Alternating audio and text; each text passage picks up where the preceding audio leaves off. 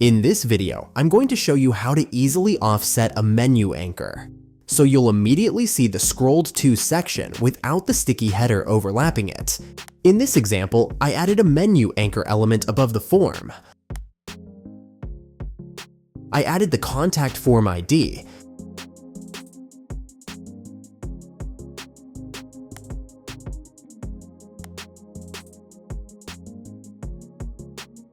create a duplicate of the button, change the text and add the anchor ID.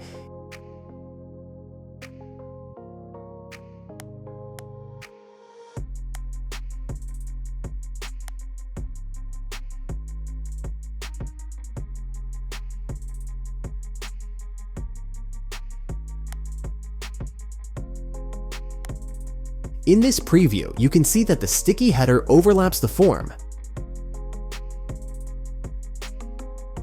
To fix this, right-click on the sticky header.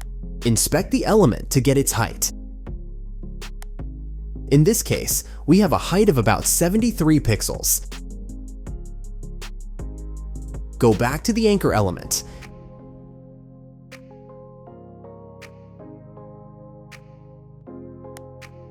Add a negative margin of about 74 pixels to the top.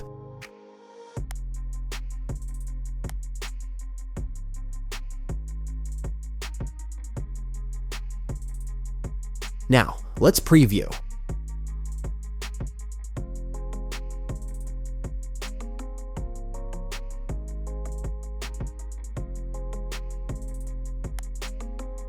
We've successfully fixed the sticky header overlapping issue. Thank you for watching my video.